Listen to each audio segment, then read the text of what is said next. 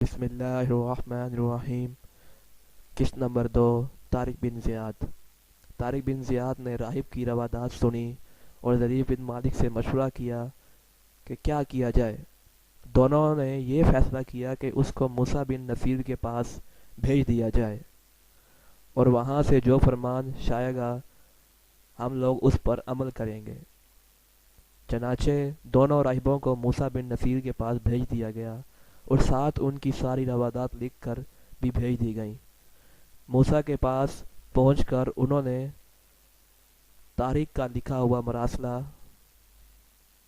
پیش کیا۔ موسیٰ نے مراسلہ کھول کر پڑھا اور راہبوں سے ہم کلام ہوا۔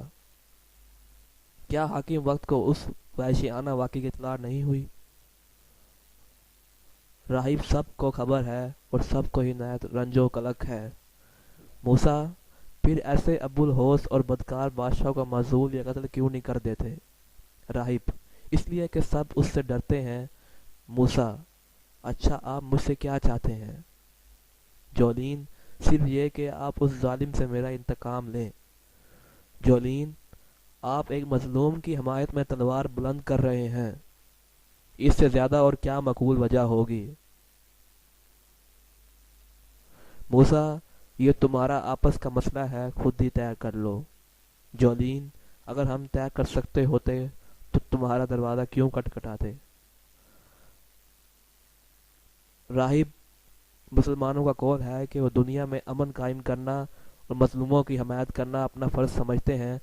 موسیٰ: بے شک۔ راہب: جو بے عزتی جولین کی کی گئی ہے اس سے کیا وہ مظلوم نہیں سمجھے جاتے؟ موسیٰ: بے شک۔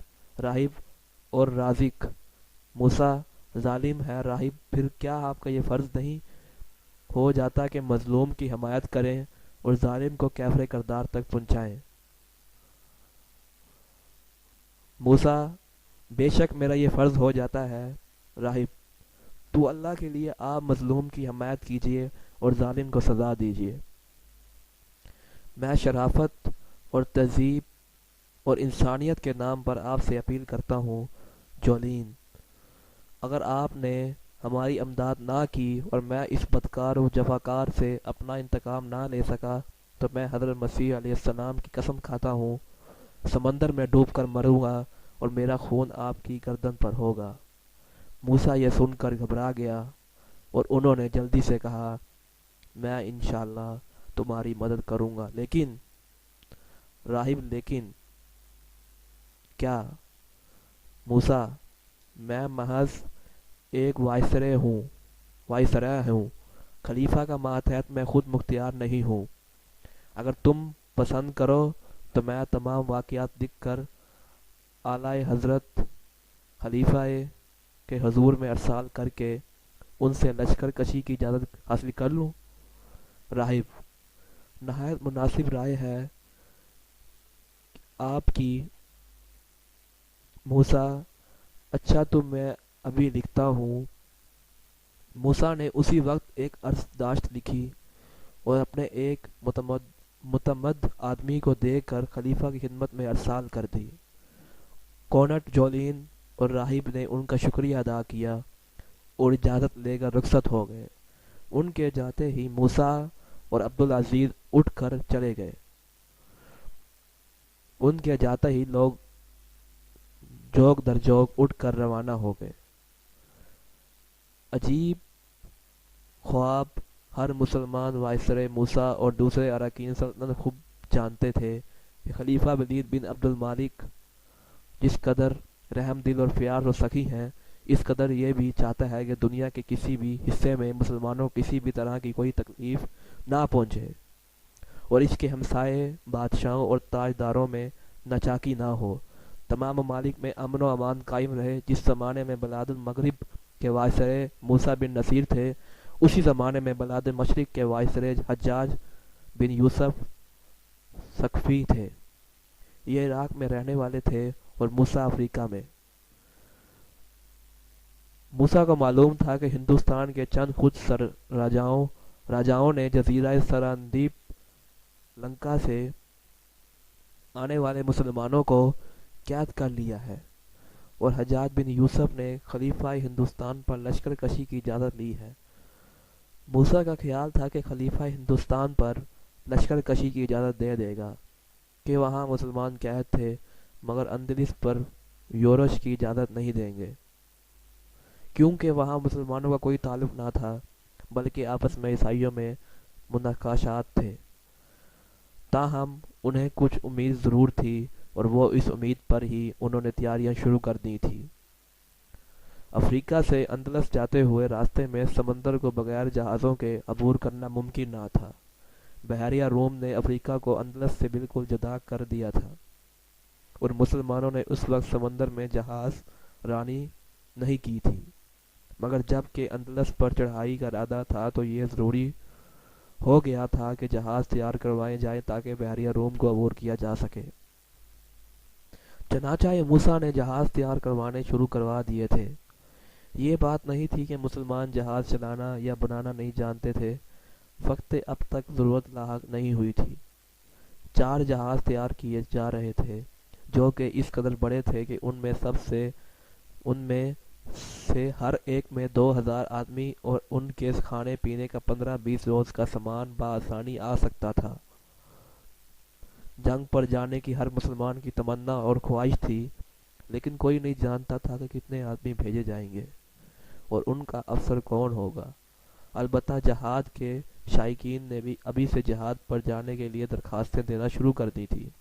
جو لوگ تجربے کار تھے اور متعدد لڑائیوں میں لشکر کی قیادت کر چکے تھے، انہوں نے افسر کے لیے کہنا اور کوشش کرنا شروع کر دی تھی۔ عام لوگوں کو یہ خیال تھا کہ موسیٰ اپنے بیٹے عبدالعزیز کی سرکردگی میں یہ لشکر بھیجے گا، لیکن موسیٰ چپ تھے، اس لیے کوئی کچھ بھی نہیں کہہ سکتا تھا۔ علاوہ جب سے مسلمانوں کو اندلس کے بادشاہ رازق کی عشرت و پسندانہ زندگی کے واقعات کے بارے معلوم ہوا تھا، وہ سب اس سے بہت ناخوش تھے اور چاہتے تھے کہ جلد از جلد اس کی بدکاری اور بھول ہوسی کی سزا دے۔ مسلمان نہ خود بدکار تھے، نہ دوسروں کا بدکار دیکھنا پسند کرتے تھے، گویا وہ نیکوکاروں کے لیے ٹھیکیدار تھے اور چاہتے تھے کہ ساری دنیا انہی کی طرح نیک رہے، بدکاری اور بدامنی کا دنیا میں نام تک باقی نہ رہے۔ ایک روز موسیٰ دیوان خانے میں بیٹھے ہوئے تھے۔ اس وقت ان کے پاس کئی معزز اشخاص مثلاً علی بن ربیع تمی، حیات بن تملیسی، ابن عبداللہ، ایوب اور عبدالعزیز وغیرہ بیٹھے تھے۔ یہ تمام وہ لوگ تھے جو کسی نہ کسی وقت لشکر کی قیادت کر چکے تھے، نیز نہایت مشہور اور شجاع لوگ تھے۔ علی بن ربیع تمی نے دریافت کیا، آپ نے اس مہم کی افسری کے لیے بھی کوئی شخص تجویز کر لیا ہے؟ موسیٰ نے جواب دیا، ہاں کر لی ہے، ممکن ہے کہ اس کا نام سن کر آپ سب بھی اس کی تائید کریں گے۔ عبدالعزیز، حضرت میں نے رات کو ایک خواب دیکھا ہے۔ موسیٰ، خواب؟ کیا خواب دیکھا ہے تم نے؟ ابھی عبدالعزیز نے اپنا خواب بیان کرنا شروع بھی نہیں کیا تھا کہ کونٹ جولین اور اشبیلیہ کا راہب دونوں آ گئے۔ یہ دونوں کیروان ہی میں مقیم تھے اور اکثر موسیٰ کے پاس آتے تھے۔ علیق سلیق کے بعد وہ بیٹھ گئے۔ تب موسیٰ نے عبدالعزیز سے کہا، ہاں بیٹا، تم اپنا خواب بیان کرو۔ عبدالعزیز، میں نے دیکھا ہے کہ میں بحری سفر کر رہا ہوں اور میرے ساتھ بہت سے آدمی ہیں۔ ہم سب ایک سبزہ پہاڑ پر جا کر اترے اور پہاڑ کو عبور کر کے بحیثیت زار میدانوں کو طے کرنے لگے۔ اس کے نواح میں ہزاروں لاکھوں چڑیاں تھیں جو ہمیں دیکھتے ہی اڑ جاتی تھیں۔ کبھی کبھی وہ ہمیں چونچیں بھی مارتی تھیں، مگر جب ہم ان کی طرف متوجہ ہوتے تو وہ اڑ جاتی تھیں۔ میدانوں کے بعد ہم نے وادیاں بھی دیکھی، وہ نہایت خوبصورت اور خوش نما تھی۔ ایک جگہ ہم جب پہنچے تو ہمارے سامنے ایک چوڑا دریا آ گیا۔ اس دریا پر ایک اونچا پل باندھا تھا جو نہایت شاندار، مضبوط اور خوبصورت تھا۔ اس کے دروازے جن سے دریا بہہ رہا تھا مہر ابدار اور اونچے اونچے تھے۔ میں نے آج تک کسی پل کے اتنے اونچے دروازے نہیں دیکھے۔ ہم نے پل کے ذریعے سے دریا کو عبور کیا اور خوش نما وادی میں جا اترے۔ اس وادی میں بہت سے کھنڈر تھے اور ان کھنڈرات میں ایک پتھر کا بہت اونچا बद नस्ब था, इतना ऊंचा कि उसके नीचे खड़े होने से उसका सर नजर नहीं आता था। हम सब इस बुत को देखकर हैरान हो रहे थे कि इसकी पीठ की तरफ से चंद औरतें आईं। सब नहायत खूबसूरत थीं और रेशमी पोशाकें, नेज़ सोने के ऐसे जेवरात जिनमें जवाहरात जुड़े हुए थे और पहने हुए थे, लेकिन उनके दरमियान जो औरत थी वो उन सब से ज़्यादा हसीन और खूबरू थी। नीज उसकी पोशाक भी उन सब से ज़्यादा बेशकीमत और भड़कदार थी। उसके जेवरात आबदार मोतियों और जवाहरात के थे, मगर वो एक तोक पहने हुए थी जिसमें लालो याकूत जुड़े हुए थे। उसकी चमक से उस औरत के रुखसार दमक रहे थे, उसका चेहरा चांद से ज्यादा चमक रहा था। उस औरत ने मेरी तरफ देखा और कुछ इशारा किया। मैं उसके पीछे चल दिया। जब हम संगी बत से जरा फासले पर पहुंच गए तो औरत और उसके साथ वालियां सब हंसी और मैं चौंक पड़ा। चौंकते ही मेरी आंख खुल गई। मूसा, राहिब, कौंट, जोलीन, नीज, तमाम लोग खामोश बैठे हैरत भरी नजरों से अब्दुल अजीज को देख रहे थे। इस वीडियो को शेयर करें, व्यूज़ देखें और अगली किस्त का इंतज़ार कीजिए। अस्सलामु अलैकुम, जज़ाकल्लाहु खैरा।